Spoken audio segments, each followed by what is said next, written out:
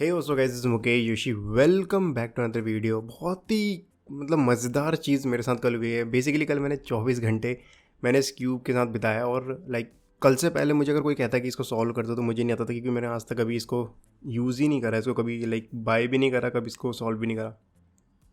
और कभी मैंने किसी का पकड़ा भी हो ये क्यूब, तो वो बहुत ही लो क्वालिटी थे, तो मेरे को कभी इतना इंटरेस्ट आया नहीं। बट कल फैमिली में किसी के पास था, तो मेरे को इतना मौका मिला इसको चलाने का और इसको सॉल्व करने का। तो बेसिकली मैंने बहुत घंटे इस पर इन्वेस्ट करे, बहुत घंटे मैंने इस पर लगाया, और तब जाके मैं समझ में आई कि किस तरीके से काम करता है। और जब इस चीज़ को मैं पूरा सॉल्व कर पाया, तब मुझे लगा कि कितना रिजेंबल करता है ये हर उस प्रॉब्लम से जो हम एज अ डेवलपर हम सॉल्व करते हैं, हर उस प्रोजेक्ट से जिस प्रोजेक्ट पे हम काम करते हैं ऑन अ डेली बेसिस।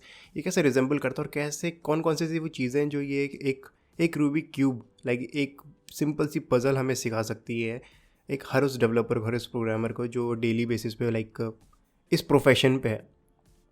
तो कुछ पॉइंट मेरे को नोटिस में है, कुछ पॉइंट मेरे को रियलाइज़ हुए खुद के लिए भी, तो मैं वही सारी चीज़ें आपके साथ शेयर करने वाला हूँ। And with that being said, intro.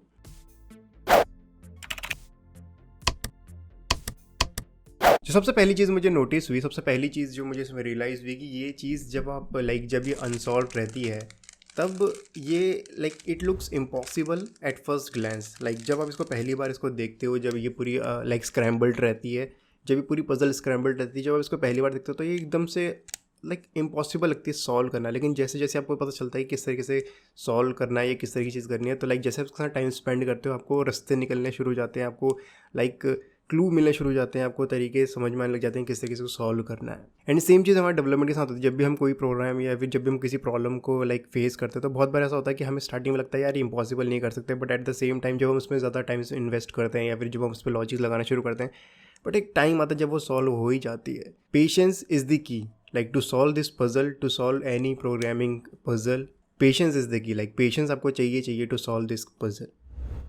There is no right or wrong way to do it. इस रूबिक्स क्यूब को अगर आप सॉल्व करने बैठोगे तो ऐसा नहीं है कि कभी सॉल्व ही नहीं होगा, या फिर ऐसा नहीं है कि कोई सिर्फ एक ही तरीके से आप इसे सॉल्व कर सकते हो। मेरा मानना है कि इसमें बहुत सारे तरीके होंगे जिनको, या बहुत सारे एल्गोरिदम्स होंगे जिनको फॉलो करके, जिनको स्टेप्स को या प्रोसेस को फॉलो करके आप इसको सॉल्व कर सकते हो। सेम हम प्रोग्रामिंग में देखते हैं कि कोई भी किसी भी पर्टिकुलर लॉजिक को, किसी पर्टिकुलर टास्क को अचीव करने के लिए, ऑब्जेक्टिव अचीव करने के लिए आप किसी भी तरीके से कोड लिख सकते हो, कोई भी रिस्ट्रिक्शन नहीं होती। लेकिन इसका मतलब ये नहीं है कि कोई इफेक्टिव तरीका नहीं है। नाउ जब तक आप अपने ऑब्जेक्टिव तक पहुँचे, जब तक ये क्यूब सॉल्व हो रहा है, नो मैटर कितना टाइम आपको लग रहा है, वो सही तरीका ही है। कोई भी गलत तरीका नहीं है। लेकिन अगर आप कहो कि कोई इफेक्टिव तरीका जिससे मैं इसे सॉल्व कर सकता हूँ, जैसे एक साइंटिस्ट जो क्लेम करता है कि 20 मूव्स में कोई भी रूबिक क्यूब का पैटर्न सॉल्व हो सकता है, effective ways are always there. Same हम प्रोग्रामिंग में देखते हैं कि हमारे पास बहुत सारे पैराडाइम्स हैं चीज़ों को करने के, बहुत सारे तरीके हैं चीज़ों को करने के लिए, जो हमें अलाउ करते हैं ताकि हम स्केलेबल, मोर रीडेबल और मोर मेंटेनेबल कोड लिख सकें, जिसमें हमारा टाइम भी बचता है। जैसे कि हम फ्रेमवर्क यूज़ करते हैं तो बहुत से रिजेंबल करता है उस पॉइंट ऑफ व्यू से। जैसे कि मैंने बताया बहुत सारे तरीके से सॉल्व करने के लिए, लेकिन अगर आपको पैटर्न पता चल जाए कि किस तरीके से सॉल्व कर सकते हैं, फॉर एग्जांपल अगर आपको एल्गोरिदम मिल जाए, या फिर अगर आप एक स्टेप एक प्रोसेस, एक पैटर्न को फॉलो करोगे, तो हमेशा आपके लिए आसान हो जाता है किसी भी चीज़ को रिपीटेशन पे करना। फॉर एग्जांपल अगर मैं इसको सॉल्व करूँ और मुझे पता हो कि मेरे कौन से स्टेप के थ्रू मैं करना चाहता हूँ, अगर मुझे पता है कि पहले मुझे ये स्टेप करना है, फिर मुझे ये स्टेप करना है, फिर मुझे ये स्टेप करना है, तो no matter how many times I get scrambled cube, I can solve them very easily. So that is the thing. अगर आप एक प्रोसेस, अगर आप एक पैटर्न को फॉलो करते हो, तो आपके लिए कोई भी टास्क रिपीटिशन में करना बहुत ज़्यादा ईजी हो जाता है। आपके लिए प्रिडिक्टेबल हो जाता है कितना टाइम को लगने वाला है। ईटीए बहुत आसान हो जाता है, जज करना कितना टाइम इसमें लगने वाला है, कितने रिसोर्सेज में लगने वाले हैं, कितना पैसा इसमें लगने वाला है। जब आप पैटर्न के थ्रू किसी प्रोसेस को या किसी पैटर्न को फॉलो करते हो, तो आपके लिए बहुत आसान हो जाता है किसी प्रोजेक्ट की लाइफ साइकिल प्रिडिक्ट करने पर, और एक बेटर सोल्यूशन निकालने पर बहुत सारी चीज़ें आपको पहले से आइडिया मिलती है। कोई भी अगर नया प्रोग्राम अगर इस क्यूब को सॉल्व करेगा, तो मुझे लगता है कि उसको एक चीज़ सबसे पहले रियलाइज़ होगी कि अगर आप इसको सारे साइड्स को, इसमें बहुत सारी साइड्स हैं, अगर हर साइड को आप एक ही बार में सॉल्व करने की कोशिश करोगे, तो ये कभी भी सॉल्व नहीं होगा। मे बी हो भी जाए, लेकिन बहुत टाइम लग जाएगा। जैसे मैंने कहा, कोई भी सही तरीका या गलत तरीका नहीं है। लेकिन अगर आप, और ये एक बहुत बड़ी प्रॉब्लम है, खुद में ही बहुत बड़ी प्रॉब्लम, इतनी सारी फेसेस हैं, 3D क्यूब है, और इतनी सारी फेसेस को अगर आप सॉल्व करने बैठोगे तो बहुत बड़ी प्रॉब्लम है, और आप बहुत जल्दी डिमोटिवेट, बहुत जल्दी होपलेस, और बहुत जल्दी अनमेंटेनेबल प्रोग्रेस, आउट ऑफ ट्रैक हो जाओगे अपने प्रोग्रेस पे। आपको पता नहीं चलेगा कि आपने कितनी प्रोग्रेस कर दी, कौन से स्टेप आपने फॉलो कर दिए। लेकिन अगर आप इतनी बड़ी प्रॉब्लम को अगर आप मल्टीपल स्टेप्स पे, मल्टीपल सब प्रॉब्लम्स पे डिवाइड करते हो तो आपके लिए उस पूरी प्रॉब्लम को सॉल्व करना बहुत ही ज़्यादा आसान हो जाता है। सेम चीज़ मैंने लाइक रूबिक्स क्यूब को सॉल्व करते टाइम पे रियलाइज़ करी। जिस तरीके से मैथ्स को सॉल्व करना सीखा है मैंने, इस प्रॉब्लम को 3 लेयर्स पे हम लाइक डिवाइड करते हैं। पहले हम फर्स्ट लेयर सॉल्व करते हैं, फिर हम सेकंड लेयर सॉल्व करते हैं, देन हम थर्ड लेयर सॉल्व करते हैं। लाइक जब हम इतनी बड़ी प्रॉब्लम को 3 सब प्रॉब्लम्स में डिवाइड करते हैं, लाइक 1 बाई 1 सबको सॉल्व करते हैं, तो हमारे लिए पूरे प्रोजेक्ट को सॉल्व करना, पूरे प्रोजेक्ट को कंप्लीट करना बहुत ही ज़्यादा आसान हो जाता है। आपने देखो, जब भी हम किसी प्रोजेक्ट में लाइफ साइकिल पे, जब भी हम कोई भी प्रोजेक्ट पे काम करते हैं तो हम हमेशा मॉड्यूल्स को फॉलो करते हैं कि पहले हम इस मॉड्यूल पे काम करेंगे, फिर हम इस मॉड्यूल पे काम करेंगे, फिर हम इस मॉड्यूल पे काम करेंगे। सेम चीज़ लाइक मुझे लगता है बहुत ज़्यादा इंपॉर्टेंट है, और मुझे लगता है ये रूबिक क्यूब बहुत सारी चीज़ें और चीज़ें जिस पे हमें हेल्प करता है।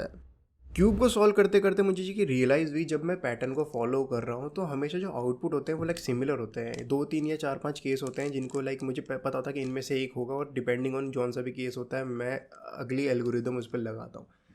सेम चीज़ लाइक मुझे रियलाइज़ हुई कि बहुत सिमिलर है जैसे भी हम अपने वेबसाइट पे या फिर अपनी ऐप पे या फिर किसी भी API पे हम टैकल करते हैं। लाइक प्रोग्रामिंग, जो भी प्रोग्रामर है, जो भी डेवलपर है, उसने बहुत डेली बेसिस पे ये सारी चीज़ देखता है। इसका मैं एक बहुत ही सिंपल सा एग्जाम्पल देता हूँ।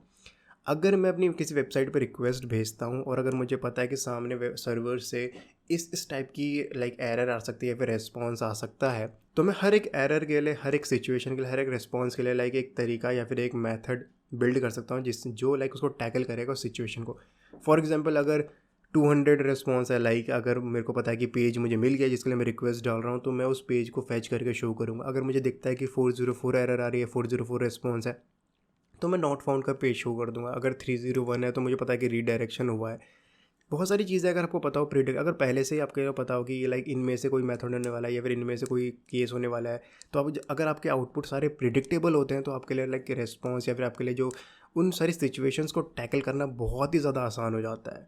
इससे क्या होता है कि जब भी आप अपनी कोई डेवलपमेंट करते हो, जब भी अपने किसी प्रोजेक्ट पे काम करते हो, तो आपके लिए बग फ्री, मेंटेनेबल और like clean, error free program बनाने में ज़्यादा हेल्प मिलती है। जो आपको सारे, क्योंकि आप पहले से प्री प्लान कर पाते हो कि अगर ये सिचुएशन होगी तो हम ये करेंगे, ये सिचुएशन होगी तो हम ये करेंगे। लाइक टैकल करना बहुत ही ज़्यादा आसान हो जाता है। Last but not the least, जो चीज़ मुझे रियलाइज़ हुई, like bad code versus well written code. जब भी हम किसी बैड कोड को देखते हैं, चाहे वो खुद का ही लिखा क्यों ना, अगर फॉर एग्जांपल अगर मैंने कोई कोड लिखा हुआ है, लाइक जो मैंने बिल्कुल ही किसी प्रोसेस को किसी भी तरीके से फॉलो नहीं करा हुआ और बहुत ही मतलब बस टारगेट अचीव करने से मतलब है, बस चीज़ को लाइक काम करनी चाहिए, मुझे से कोई फ़र्क नहीं पड़ता है। लेकिन अगर मैं 2 साल बाद, 6 महीने बाद उस कोड को देखूँ तो मुझे कुछ समझ में नहीं आएगा। इसको मैं एग्जांपल समझाता हूँ। सेम इस रूबिक क्यूब है, फॉर एग्जांपल ये स्क्रैम्बल्ड क्यूब है इस टाइम पे, और अगर मैं सोचता हूँ और इसमें हर एक कलर है लाइक विजुअल, फॉर एग्जांपल जो ग्रीन कलर है वो एक पर्टिकुलर फाइल के फंक्शंस हैं, लाइक एक तरीके के फंक्शंस हैं जो एक तरीके की चीज़ें करते हैं। ऑरेंज वाले एक तरीके के हैं, रेड वाले एक तरीके के, और each side is a file. For example, each file has these functions, then this file has these functions, then this file and has these functions, and each function has a different like particular job that they are doing. This is not a proper way of doing it. For example, if I want to see all the blue functions, all the red functions, अगर मुझे सारे के सारे देखने हैं तो मुझे कितनी सारी फाइलें खोलनी पड़ेंगी, उन सबको ढूंढना पड़ेगा एंड लाइक मुझे उन पर काम करना पड़ेगा। तो लाइक ये इसमें बहुत सारा टाइम इन्वेस्ट होता है, बहुत सारा टाइम वेस्ट होता है। क्या हो गया अगर सारे के सारे लाइक रेलेवेंट, सारे के सारे रिलेटेड फंक्शंस एक ही फाइल पे हो, या सारे सारा कोड एक ही फाइल पे हो। इससे मेरे लिए उस कोड को मेंटेन करना बहुत आसान हो जाएगा, मेरे लिए उस कोड पे काम करना बहुत ज़्यादा आसान हो जाएगा, और लाइक वो ज़्यादा स्केलेबल रहेगा। मेरी टीम भी उस पर अच्छे से काम कर पाएगी, और फ्यूचर पर अगर मैं उसको उस पर्टिकुलर कोड को मैं अगर देखता हूँ तो मेरे लिए बहुत ज़्यादा आसान हो जाएगा उसको मैनेज करना। तो now as you can see, like मैंने उसको सॉल्व कर दिया, और अगर आप देखोगे हर साइड बहुत ही विजुअली अपीलिंग है, और मुझे बहुत ज़्यादा कोड देखने में इतना अच्छा लगता है कि जब आपके सारे कोड लाइक मेंटेनेबल होता है और एक सिस्टमेटिक तरीके से। So this is it in this particular video. I hope आपको वीडियो पसंद आई होगी। अगर ऐसा कोई भी पॉइंट, ऐसा कोई भी चीज़ है लाइक जो मैंने गलत बोली हो या फिर कोई भी ऐसी चीज़ हो, तो मैं पहले बताता हूँ ये मेरा खुद का एक्सपीरियंस है जो मैंने 24 घंटे से रूबिक्स क्यूब के साथ बिता के लाइक, और जो मुझे लगता है कि लाइक रिजेंबल करती है एज अ डेवलपर मेरी डेली लाइफ से। आई होप आपको पसंद आया होगा, and with that being said I will see you in the next video. Piece.